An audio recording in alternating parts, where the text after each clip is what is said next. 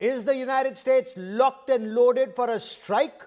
Or have Gulf countries prevailed on the US President Donald Trump not to give a go-ahead to US forces to bomb Iran, at least not as of now? Reports indicate countries like Saudi Arabia, Qatar, Oman and Turkey have assured the US President they will work to ensure an endgame that the US wants without firing a single shot and putting the region and the world in harm's way. But is that truly possible? And what is the endgame? A regime change? A US aircraft carrier battle group, incidentally, USS Abraham Lincoln, is rushing to the Strait of Hormuz from South China Sea. And the US moves around other war assets as war clouds continue to put the world on edge. Joining me on this special broadcast is Ghazel Sharmat. She's a German-American freedom advocate of Iranian descent and the spokesperson for the Kingdom Assembly of Iran. Incidentally, Ghazel Sharmat is also the daughter of German-American hostage Jimmy Sharmat, who was kidnapped and killed in 2024. Ghazel Sharmat, welcome on India Today. Information flow right now remains rather sketchy from Iran. What are you picking up? Has the regime put on hold execution of a large number of demonstrators and protesters, hoping that the US perhaps will not strike Iran? The regime has not stopped executing, lynching, killing people for the last 47 years. Absolutely not. Will they stop that in this moment when they saw millions and millions and millions of people all over Iran in the streets ready to take down the regime? So whatever the regime is saying, they're saying it to protect themselves. Any Western government, any international forces that are out there that are in communication with these occupation forces of the Ayatollahs that just murdered in cold blood with military equipment civilians in the thousands, have the obligation to not listen to their lies and their propaganda, but to understand after a genocide takes place, the perpetrators must be taken out of the position of power and must be brought in front of an international tribunal. So even if for 1 second the world would believe the Ayatollahs that they would really stop the killing, which they have not, the next step is not to say, okay, go back to what you were doing before, go back to the killing, but to bring to justice these people that just used IRGC and paramilitary forces to gun down unarmed protesters in the thousands. Reports indicate countries in the region are assuring the United States that an endgame can be achieved without striking Iran. Do you believe that? And what's the endgame? A change of regime? Is that possible without use of force? The millions of Iranians in the street have shown that they are determined, whether they have assistance, help from the international community, or whether they will be abandoned in their cause, that they will take out this regime. The only factor to consider is if the people have to do it on their own, it will be more bloodshed, it will take longer, but they are determined to do it. So the factor that comes from the outside is not, should we intervene, should we not intervene to determine the outcome of the regime. The outcome of the regime is it is done. It is crumbling. It is outnumbered by the people. The people are taking over, liberating street after street, square after square, taking back their country, because this is not about regime change or bringing democracy or anything like that. This is about an occupation force of jihadist forces that have occupied Iran and the Iranian people for almost half a century. So inevitably, they will take it back. If we intervene like we should have, that means that we understand that jihadism and the jihadist forces are a global threat to all civilized nations. It is a threat to India, it is a threat to the Middle East, it is a threat to Europe, to America, to everybody out there. So we have an obligation to understand our historic moment of taking out the new genocidal forces. Back then, it was the Nazis that were taken out by the global community. Before that, it was the after that, it was the Soviet threat that was taken out. Today, the biggest threat to all of mankind, all of humanity, all civilized nations and people who want to be at peace are jihadist forces. So they are building two camps. One is the camp of the Allied, which is the indigenous people of the Middle East, Europe, America, people who stand with freedom. On the other side, we have the jihadist forces, and they are mostly controlled by the two biggest heads, the Ayatollah forces for the Shia and the Qatari forces for the Sunni. That's why we see the alliances between Saudi Arabia, Muslim Brotherhood-backed Erdogan, and Qatar coming together, standing against America and threatening America. They're supposed to be NATO allies, threatening America that if they intervene, they will hold against it. So we can see that the world is split in two. The Iranian people are on one side, together with the allied forces, and on the other side is every jihadist force. We have to make a decision which side we're on. The Iranian people will succeed. It's just a matter of how bloody it will be, and if we are taking the right steps in history to stand with the right side. Does change of regime mean removing Ayatollah Ali Khamenei or President Masoud Pezeshkian? Or is the endgame bringing in Reza Pahlavi? Let's discuss first the term of regime change. Regime change means like this was one government of Iran, we're replacing it by another government of Iran. No.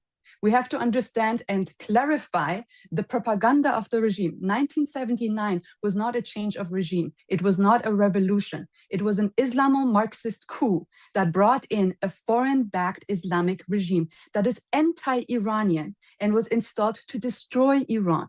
It killed Iranians, it took over our culture, it took over our language, it took over our faith, our religion, our ministries. It replaced the Iranian flag, it replaced the Iranian anthems. So the Ayatollahs were produced in the Islamic schools of Najaf in Iraq, were transferred to France and brought in on an Air France flight by the Carter administrations of this world to invade Iran and occupy it. So we're not talking about regime change. We're talking about the liberation of a nation from a foreign occupying murderous regime. You can compare that historically to France that was under foreign Nazi occupation, and the Allied forces helped the French people, the French Revolution, to liberate itself from the outside forces. When we're looking at France, there were players on the ground, Jean Moulin and the resistance were on the ground, fighting against the Nazis. That is the people and the colonels that are inside of Iran, the colonels who are defecting from the army. They're fighting inside. But at the same time, France had a leadership outside of France, which was in London, and that was Charles de Gaulle. Charles de Gaulle formed a coalition and was coordinating with the inside. So nobody is bringing in Reza Pahlavi, the crown prince of Iran, last year in Munich, last summer, formed a coalition, which I was there and everybody can look at it, that combined the entire Iranian opposition in exile into one unit under one leadership that works together from the outside with the forces on the ground. This is a cooperation between the inside and outside to liberate Iran. Once Iran is liberated and stabilized, then the Iranian people in elections, and that was agreed upon all of the factions of the opposition, will make their own decision of self-determination to determine what kind of governments, who should be governing, and all of that. That is in a second stage. This stage is about liberation. The second stage will be about self-determination of the Iranian people, nobody else. The Iranian people will decide. Ghazal Sharma, there have been reports that there were revolts even in the past. Is this one different, and if so, how? And can this revolution, as some put it, ensure a regime change? Because there are some reports that also seem to indicate that after so many days and weeks, it's now petering out. This is another point that we have to clarify. It was not that there was revolts in the past. The revolution is a continuum. So from the moment in 1979, when the Iranian people saw that their land was hijacked by Arab Islamist forces called the Ayatollahs, which are foreign to Iran, they started revolting against this occupation. year after year after year. In some years or in some decades, the revolts were so big that we could see them from the outside. That is like 2009, when millions and millions were inside of Tehran, or 1999, where the students were taking over all of the universities and revolting, or in 2017, 2019, 2022 till 2023, for an entire year, for 12 months, the people were holding down the streets. So we have to understand that this is not like another time. This is the continuation, with waves of revolts getting bigger and bigger and bigger. And through the use of citizen journalists, and everybody has now a camera on their iPhone and internet, we can see more of what is going on inside of Iran. This is the last stage of these revolts, of the revolution, because we saw the bazaar come in. The bazaar is the Iranian Wall Street. Wall Street is the last part of all of these parts of society that switches. So seeing the Wall Street of Iran on the streets right now, a complete shutdown of economy, seeing for a month before that, that the entire fleet of big rig trucks in Iran were on weeks and weeks of strikes, shows one thing: the entire economy is not in the hands of the regime anymore, it's in the hands of the people. They decide if they can completely shut down everything or not. So the power of the people, the power of the streets, the power of seeing all over in 100 cities at the same time, with coordination of the outside people being there, plus the trauma, the shell shock of losing thousands of their loved ones, shows that this will not stop. What do you expect? Like people being shot in the eyes, shot in the streets, and then going back and saying, okay, we're done now. It's inevitable that the regime will fall. But again, it is up to us to decide how much bloodshed we allow them to do on their way out. You know, there are some reports that indicate more than 20,000 people, or between 18 and 20,000 people, are in custody. A human rights organization in Norway compiled information they were able to gather to indicate about 3,400 or close to 3,400 people had been killed, and there are many who remain on death row. What have you been able to gather? And in your view, is a delay very damaging for the cause? Is the world dithering? Is there an opportunity that's actually being lost right now? Let me correct one more time the verbiage that we're using. Thousands of people are not being detained. They're being kidnapped.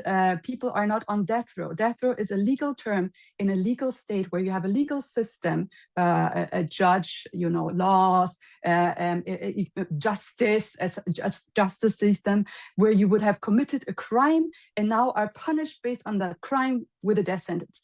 What the regime is doing, they have no laws. They have no justice. They have no president. They have no nothing. This is an occupation, one more time.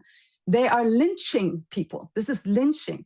The international community has to understand that lynching of people by a genocidal occupying force that is shooting people on the streets, hanging people on the streets, is crimes against humanity. So the international community has a duty to intervene. As we said, European countries can start forming what we did to the Nazis back then, the Nuremberg trials. The UN was created to take down to bring to justice people like the Hitler regime and the fascist forces that had committed genocide. This is a genocidal scape. Like, nobody can ignore anymore what the regime is doing to these people. So we, outside of Iran, have an obligation to intervene, whether it's to stop the killing, whether it is to go in by force and stop the killing, to help the Iranian people, or to start the justice process by taking out from the highest commanders of the jihadist Ayatollah forces to every single judge, to every single person, to everything in this chain of commands that is lynching innocent people because they want their country back, because they want freedom, because they want to breathe. So this is based on international law, our duty to do that. Multiple eyewitnesses describe organized black-clad groups behaving like commandos who infiltrate alongside genuine protesters, and they are the ones who are targeting members of the regime or the security forces. How confident are you that activists are actually being able to get across their message? And those from the regime are not infiltrating into this into the gathering that wants a change. There are many who say that the presence of a violent mob or an armed mob actually helps justify the regime's unprecedented and violent crackdown. I'm not quite sure which armed groups you're referring to. There are, of course, armed faction of Iranian forces, which are in the mountains, which are in the Kurdistan region, Baluchistan, the south. So these are part of the Iranian people. There are, though, and this is in every country, unfortunately, because jihadism is a force that has infiltrated every nation on earth right now, that there are jihadist factions also from ISIS, from Qatar is sending their people out there. So what we have to look at, if we want to determine if they're good or if they're bad, is pretty much listen to what they're saying. If they're shooting into people and screaming Allahu Akbar, they're not on the right side of the Iranian people. The Iranian people are an anti-Islamic force. They are against jihadists. So there were some reports that seem to indicate that protesters were chanting Reza Pahlavi's name. Now, they're not necessarily in favor of a monarchy returning to Iran. Perhaps they also want democracy, or are these people who have nowhere else to turn? So the moment they utter Reza Pahlavi's name inside Iran, is this a genuine political preference in your view, or the loudest rejection of the Islamic regime in Iran, the Islamic Republic of Iran? All of the above. First of all, the slogans are very clear. When we in the West report about it and say this is an economic uprising, show me one slogan that says, we want more bread, we want better wage. There is no such slogan. So nobody is on the streets because of economic breakdown. Economic breakdown is there, it's bad. Nobody's in the streets for that. The people are in the streets shouting very precisely, down with the Islamic regime. That means a complete rejection of the Arab Islamic forces of the Ayatollahs. And that doesn't just mean that you take the supreme taco, we call it, but they call it supreme leader, and replace him with somebody else. The people are rejecting the entirety of the Islamic regime. So that is number one. Number two, when they're calling Javid Shah means long live the king. That is one to be interpreted as a call for a kingdom. Iran has always been a kingdom. A kingdom is not in contrast to democracy or values or anything. As we said, one of the biggest kingdoms was under Cyrus the Great, who was the founder. The first charter of human rights have been written by him in history. So again, this is not like a dictatorship or something. This is just the Iranian people's identity for a kingdom. Javid Shah also goes back to the last government of Iran before it was hijacked under a coup by the Arab Islamist forces. It was under the dynasty of the Pahlavis, and Javid Shah was set in the Iranian army in ceremony. So it is not just nostalgia, but saying we don't want anything that happened after 1979 is not Iranian, and we want to go back to being Iranian, not going back in history and like whatever. It is a future call, it is a future Iran, but with the values before Arab Islamic occupation. Are there many monarchists in Iran? Absolutely. Absolutely there are. Nobody can deny that anymore. Are they all calling on the Crown Prince Reza Pahlavi because they want monarchy? Not necessarily. We will see that after the elections. Every single person has one vote. But what they're calling for in Reza Pahlavi, whether they call him a king, a prince, or just Mr. Pahlavi, or whatever they're calling him, doesn't matter. The Crown Prince of Iran has currently the role of transitional leader. So anybody, whether it's somebody who wants a republic or a monarchy or this or that, is calling on him to lead the transition to freedom. Western leadership needs to meet with a single person to coordinate best the transition, because it can go into chaos. It can become, unfortunately, for some time, what we saw in Syria or other places happening. But when we coordinate with the leadership of the Iranian resistance outside, we can make this much smoother, we can make it much more civil and coordinated and help them to do this transition. So these are the different reasons why people are calling on him. It is undeniable that they're not calling for anybody else or any other faction that comes up, like the Islamo-Marxist Mujahideen Khalq, or like any like whatever remnants of the regime that say we will reform, we will take Ayatollah Khamenei out and bring Ayatollah. None of this is what the Iranian people want. The will of the Iranian people is clear. Self-determination means Iranians. Iran belongs to Iranians. Their leadership is clear. Inside of the country, there's leadership, and outside of the country, there is Crown Prince Reza Pahlavi that forms the coalition of all of these forces and coordinates with the inside, the colonels of the armies, of the Artesh, and the underground resistance to liberate Iran together.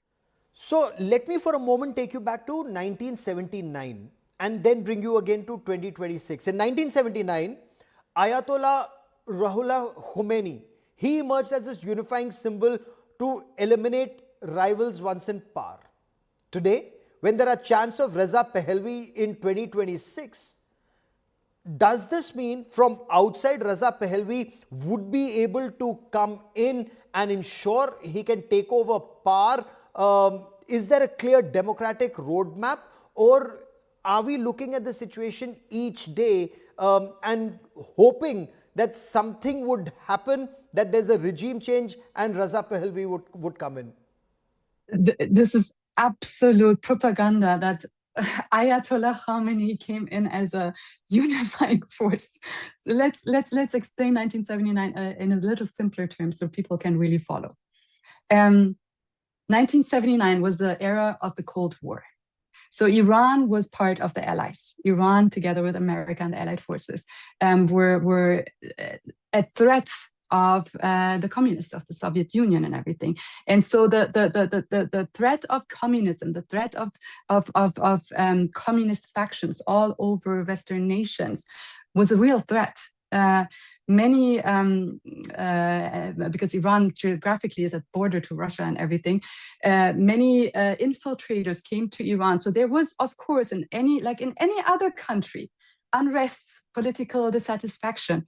Were there human rights violations? Absolutely, but so in any other country, because again, this is Cold War era that we're talking about. So were there protests in the streets against the Shah?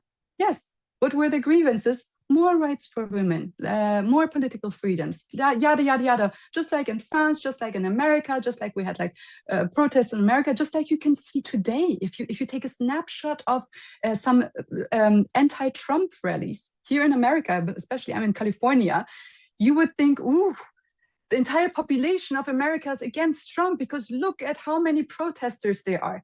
Well, elections showed you that the majority of Americans voted for President Trump again. So the reality of what the nation